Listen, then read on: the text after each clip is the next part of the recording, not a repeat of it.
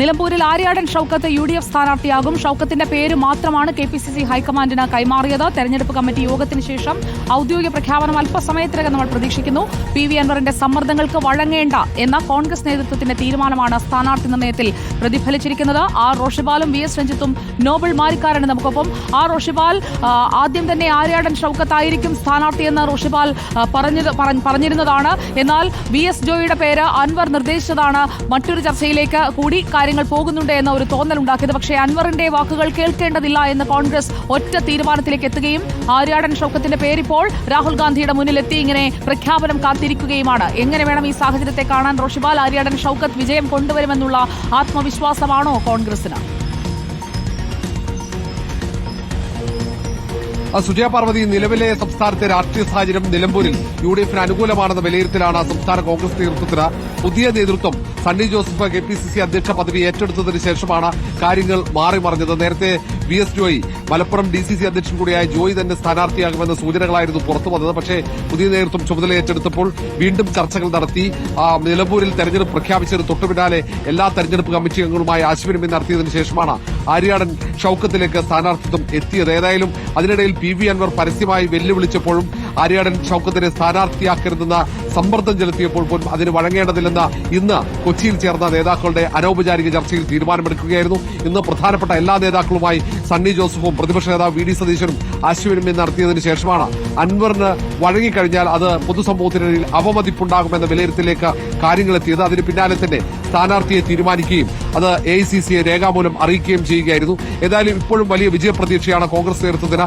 നിലമ്പൂരിൽ ആരെ കോൺഗ്രസ് സ്ഥാനാർത്ഥിയായി കൈപ്പത്തി ചിഹ്നത്തിൽ മത്സരിപ്പിച്ചാലും വിജയിക്കാൻ കഴിയുമെന്ന പൂർണ്ണ ആത്മവിശ്വാസമാണ് കോൺഗ്രസിന്. നേരത്തെ നിലമ്പൂർ ഉരുക്കുകോട്ടയാണ് കോൺഗ്രസിന്റേതെന്ന് അറിയപ്പെട്ടത്. നേരത്തെ നിലമ്പൂർ തേക്ക് പോലെ ആര്യാടൻ മുഹമ്മദിനൊപ്പം ഉറച്ചുനിന്ന ഈ മണ്ഡലം പിന്നീട് PV അൻവറിലൂടെയാണ് LDF പിടിച്ചെടുത്തത്. ആ അൻവർ LDF വിട്ട് പിണറായി വിജയനെതിരെ വലിയ ആരോപണങ്ങൾ ഉന്നയിച്ച UDF പാളത്തിലേക്ക് ചേക്കേറിയതാണ് ആത്മവിശ്വാസത്തിന് പ്രധാന കാരണമായി. തീർച്ചയായും ആ ഒരു ആത്മവിശ്വാസം അവിടെയുണ്ട്. അപ്പോഴും ആ ആത്മവിശ്വാസത്തിന്റെ അടിവേരറുക്കാൻ അൻവറിന് എങ്ങനെ എത്രമാത്രം സാധിക്കുമെന്ന ചോദ്യം അവിടെ ബാക്കിയല്ലേ VS രഞ്ജിത്ത്?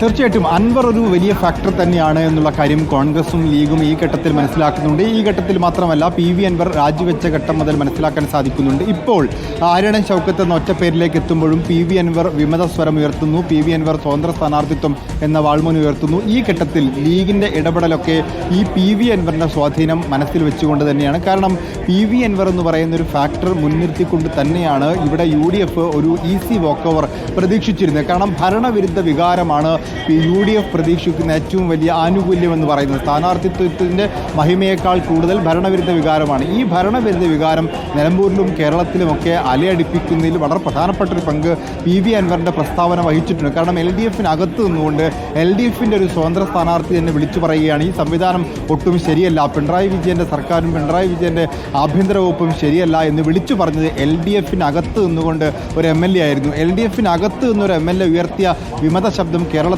ഭരണവിരുദ്ധ വികാരം അലയടിപ്പിക്കാനും ആഞ്ഞടിപ്പിക്കാനും കാരണമായിട്ടുണ്ട്. ആ ഫാക്ടറിനെ കൂടെ നിർത്തിയിട്ടില്ലെങ്കിൽ ഭരണവിരുദ്ധ വികാരം പൂർണ്ണമായും UDFന് അനുകൂലമായി കിട്ടുക സാധ്യമല്ല. അതുകൊണ്ട് തന്നെ PV അൻവർ എന്ന് പറയുന്ന ഒരു വ്യക്തിയല്ല. അദ്ദേഹത്തിൻ്റെ ഒരു നീക്കങ്ങൾ, അദ്ദേഹം നടത്തിയിട്ടുള്ള നീക്കങ്ങളും അദ്ദേഹം നടത്തിയിട്ടുള്ള പ്രസ്താവനകളുമൊക്കെ ഭരണവിരുദ്ധ വികാരത്തെ ത്രസിപ്പിക്കുന്നതാണ്. ആ വികാരത്തെ കൂടെ നിർത്തണമെങ്കിൽ PV അൻവർ കൂടെ നിൽക്കണമെന്നൊരു ആഗ്രഹം ഇപ്പോഴും UDF വെച്ചു പുലർത്തുന്നുണ്ട്. അതുകൊണ്ടാണ് അവസാന ഘട്ടത്തിലും PK കുഞ്ഞാലിക്കുട്ടി ഉൾപ്പെടെയുള്ള നേതാക്കന്മാർ PV അൻവറുമായി സംസാരിക്കുന്നത്. ആര്യാടൻ ഷൌക്കത്തിനെ പ്രഖ്യാപിക്കുമെന്ന കാര്യം ഉറപ്പാകുന്നു. അതോടൊപ്പം PV അൻവറിനെ കൂടെ നിർത്തുക എന്നുള്ളത് കൂടി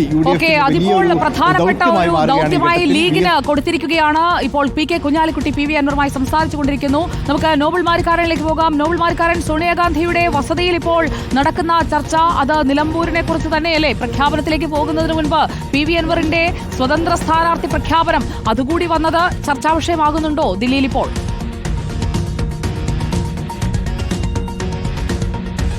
നിലമ്പൂരുമായി ബന്ധപ്പെട്ട വിഷയങ്ങൾ സജീവമായി തന്നെ ചർച്ചയിലേക്ക് വരുന്നു ദില്ലിയിൽ എന്നാണ് നമുക്ക് മനസ്സിലാവുന്നത്. നിലവിൽ രാഹുൽ ഗാന്ധിയുമായി KC വേണുഗോപാൽ കൂടിക്കാഴ്ച നടത്തിക്കൊണ്ടിരിക്കുകയാണ്. സോണിയാഗാന്ധിയുടെ ദില്ലിയിലെ 10 ജൻപത്തിലെ വസതിയിലാണ് ഈ കൂടിക്കാഴ്ച ഇപ്പോൾ നടന്നുകൊണ്ടിരിക്കുന്നത്. ഈ കൂടിക്കാഴ്ചയിൽ പ്രധാനമായും ഈ നിലമ്പൂരിലെ കാര്യങ്ങൾ, പ്രത്യേകിച്ച് PV അൻവർ അടക്കമുള്ളവർ എതിരായ സാഹചര്യമുണ്ട്. ഈ സാഹചര്യമൊക്കെ പരിഗണിക്കുന്നുണ്ട്, ചർച്ച ചെയ്യുന്നുണ്ട് എന്ന വിവരമാണ് അവിടെ നിന്ന് പുറത്തേക്ക് വരുന്നത്. പക്ഷേ പ്രഖ്യാപനം വൈകില്ല എന്ന സൂചനയും പുറത്തേക്ക് വരുന്നു. എത്രയും വേഗം ചർച്ച പൂർത്തിയാക്കി 7 മണിക്ക് മുൻപ് തന്നെ സ്ഥാനാർത്ഥിയെ പ്രഖ്യാപിക്കാനുള്ള നീക്കമാണ് ദില്ലിയിൽ തകൃതിയായി നടന്നുകൊണ്ടിരിക്കുന്നത് എന്ന് വേണം നമുക്ക് മനസ്സിലാക്കാൻ. പ്രധാനമായും ഇന്നിപ്പോൾ പ്രത്യേകിച്ച് രാഹുൽ ഗാന്ധി സംബന്ധിച്ചിടത്തോളം വയനാട് ലോക്സഭാ മണ്ഡലത്തിലെ മുൻ MP കൂടിയാണ്. നിലമ്പൂർ അടക്കമുള്ള കാര്യങ്ങൾ മേഖലകൾ അദ്ദേഹത്തിന് കൃത്യമായി തന്നെ അദ്ദേഹത്തിന് അറിയാം. ഇപ്പോൾ KC വേണുഗോപാൽ എന്താണെങ്കിലും സോണിയാഗാന്ധിയുടെ വസതിയിൽ നിന്ന് മടങ്ങിയെന്ന വാർത്തകൾ കൂടി ഇപ്പോൾ പുറത്തേക്ക് വരുന്നുണ്ട്. സുജിയ, സോണിയാഗാന്ധിയുടെ വസതിയിൽ രാഹുൽ ഗാന്ധിയുമായുള്ള കൂടിക്കാഴ്ച പൂർത്തിയാക്കി KC വേണുഗോപാൽ എന്താണെങ്കിലും മടങ്ങിയിരിക്കുന്നു. ഇനിയിപ്പോൾ ഏത് നിമിഷവും നമുക്ക് സ്ഥാനാർത്ഥി പട്ടിക പ്രതീക്ഷിക്കാം എന്നാണ് ഇപ്പോൾ വിവരമായി പുറത്തേക്ക് വന്നുകൊണ്ടിരിക്കുന്നത്. ഞാൻ സൂചിപ്പിച്ചതുപോലെ തന്നെ നിലമ്പൂർ അടക്കമുള്ള മണ്ഡലങ്ങൾ